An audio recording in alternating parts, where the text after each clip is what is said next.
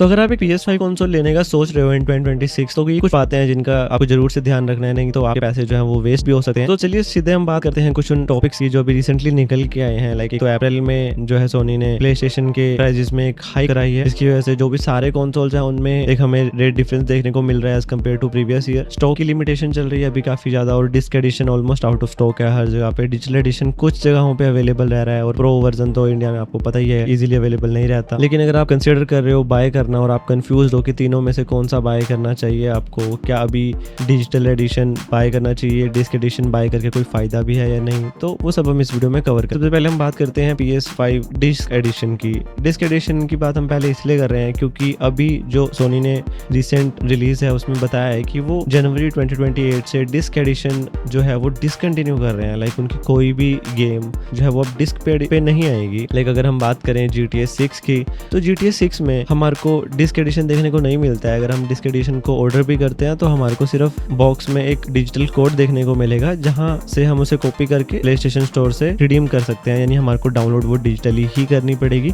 वो एक overall digital game होने वाली है। और अगर हम ऐसी बात करें कुछ नए लेबल्स की, लाइक वोल्वरिन जो भी अपकमिंग है, तो इनमें हो सकता है हमारे को डिस्क एडिशन देखने को ही ना मिले। तो आगे अगर हमारे पास डिस्क एडिशन जो है वो लेटेस्ट डिस्क के लिए एप्लीकेबल ही नहीं रहने वाला, तो आप डिस्क एडिशन उस चीज के लिए अवॉइड कर सकते हैं और डिजिटल एडिशन की तरफ जा सकते हैं कि आपका कुछ जो है वो पैसों की बचत हो जाएगी और आप उसमें मॉनिटर में या फिर सब्सक्रिप्शन या गेम्स की तरफ उसे स्पेंड कर सकते हैं। मीनवाइल डिस्क एडिशन किसको लेना चाहिए और क्या वो अभी भी वर्थ इट है या नहीं, तो डिस्क एडिशन बिल्कुल वर्थ इट है अगर आप एक कलेक्टर हो, अगर आपको डिस्क कलेक्ट करने का शौक है, या फिर आप पुराने लेबल्स को भी खेलना चाहते हो जो अभी प्ले स्टेशन स्टोर पर अवेलेबल नहीं है, या फिर PS4 के कुछ लेबल्स को खेलना चाहते हो या स्टोर करके रखना चाहते हो, या सस्ती गेमें चाहते हो कि अगर आपने एक बार डिस्क एडिशन ले लिया, आप second hand pre owned games को ईजिली मार्केट से उठा सकते हो। लाइक गेम लूट, गेम नेशन एटसेट्रा, ऐसी काफ़ी सारी वेबसाइट्स है जो प्री ओन्ड गेम्स हमारे को ईजिली दे देती हैं। तो आप उनको यूज़ करके वो डिस्क बाय कर सकते हो और उन लेबल्स को खेल के उसको रीसेल भी कर सकते हो अगर आपको रीसेल करना हो तो। लेकिन हम बात करें RDR की, तो RDR डिस्क एडिशन में अवेलेबल है। अगर आप उसका डिजिटल एडिशन लोगे तो वो आपको बहुत एक्सपेंसिव पड़ेगा, लेकिन उसका डिस्क एडिशन बहुत ही सस्ता है।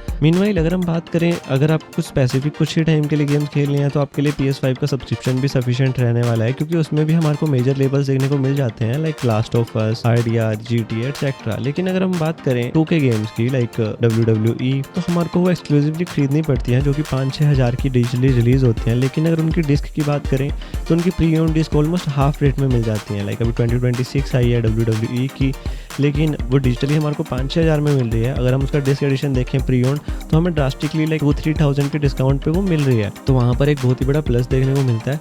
और अगर ये गेम इन फ्यूचर सब्सक्रिप्शन पे आती भी है तो लिमिटेड टाइम्स के लिए होती है, तो वहाँ से वो चली जाती है। तो अगर आप गेम अपने पास हमेशा के लिए रखना चाहते हो, आप ओन करना चाहते हो गेम, तो वो डिस्क आपको एक ओनरशिप वाली फील देगी, अनलेस लाइक डिजिटल गेम। तो अगर आपका ऐसा कुछ माइंडसेट है तो आप जरूर से डिस्क एडिशन ले सकते हो। मेरे पास डिस्क एडिशन है, बट मैंने उस टाइम लिया था जब डिस्क एडिशन की गेम्स आ रही थी, और पर्सनली मेरा एक्सपीरियंस काफ़ी सही रहा है क्योंकि मेरे को गेम्स काफ़ी सस्ते में मिल जाती हैं डिस्क की लोकल मार्केट से, और मैं उसको रीसेल भी कर देता हूँ। तो अप्रोक्सीमेटली मैं कोई भी गेम 100 या 200 रुपये में खेल लेता हूँ। लाइक ऐसा सेल करने के बाद, लाइक मैंने अगर 1500 की कोई गेम खरीदी है RDR, तो मैं उसे 1200 में ईजिली सेल कर सकता हूँ, 1300 में ईजिली सेल कर सकता हूँ, क्योंकि स्टोरी गेम्स एक बार फिनिश करने के बाद आप बार बार प्ले नहीं करोगे। ओपन वर्ल्ड गेम्स को आप खेल सकते हो लाइक GTA 5। अब बात करते हैं प्राइस कंपैरिजन की, तो PS5 डिजिटल एडिशन जो है हमें ऑलमोस्ट 50,000 का देखने को मिलता है। MRP आता है उसका 49,900 और लमसम वो हमें 50,000 का पड़ जाता है। अगर हम बात करें डिस्क एडिशन की, तो 55,000 का हमें पड़ता है विद सिंगल कंट्रोलर। अगर आप डबल कंट्रोलर के साथ डिस्क एडिशन लेते हो तो 58-57 के अराउंड आपको पड़ जाएगा। लाइक अगर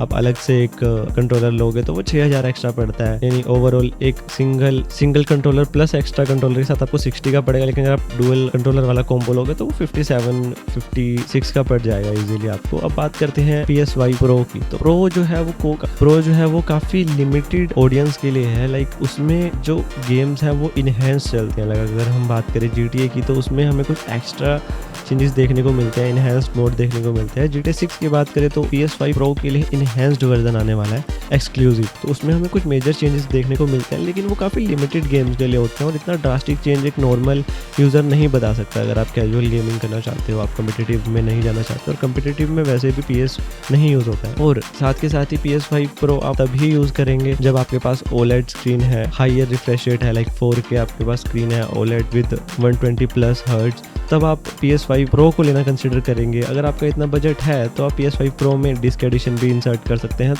तो PS5 उन लोगों के लिए अप्रोप्रिएट है जिनके पास बजट की कोई कमी नहीं है और वो बहुत ही अच्छा यूजर एक्सपीरियंस चाहते हैं with high and gear. Meanwhile अगर आपके पास लिमिटेड बजट है और आप उसे सही से यूटिलाइज करना चाहते हैं तो आप PS5 डिस्क एडिशन लेके उसमें एसेसरीज ले सकते हैं, लाइक पोर्टल या फिर व्हील, VR एटसेट्रा। वो भी एक काफ़ी वैल्यू फॉर मनी रहता है। अभी के टाइम पे अगर हम बात करें कि हमें कौन सा कंसीडर करना चाहिए, तो अभी के मार्केट के हिसाब से हमारे पास सारे play station out of stock चल रहे हैं और रीस्टॉक उनका काफ़ी कम आ रहा है। तो आपको प्रेफर करना चाहिए डिजिटल एडिशन, क्योंकि अभी ऑलमोस्ट सारी ही गेम जो है वो PS के पास पे अवेलेबल है और सब्सक्रिप्शन पे आपको सारी ही ऑलमोस्ट गेम देखने को मिल जाएगी अगर आप स्टोरी गेम्स खेलना चाहते हो तो। और अगर आपको ऑनलाइन गेम्स भी खेलनी है तो उसके लिए भी PS5 का एटलीस्ट एक सबसे कम वाला सब्सक्रिप्शन तो रिक्वायर्ड होता ही है। तो मेरा ओवरऑल प्रेडिक्ट तो यही रहेगा कि अभी के सिनेरियो में अगर हम 2028 की देख के चले, अपकमिंग लेबल्स की बात देख के चले जहाँ पे हमें सारी गेम्स ऑनलाइन ही खरीदनी पड़ेंगी, तो आप डिजिटल एडिशन को बोदर कर सकते हो। मीनवाइल अगर आपको काफी ज्यादा वैरायटी ऑफ गेम्स चाहिए, आप पुरानी गेम्स को भी खेलना चाहते हो और स्टिक गेम्स को स्टोर करना चाहते हो, तो आप डिस्क एडिशन जरूर से ले सकते हैं। और PS5 Pro अगर आपके पास कोई बजट की कमी नहीं है, अगर आपको माइनर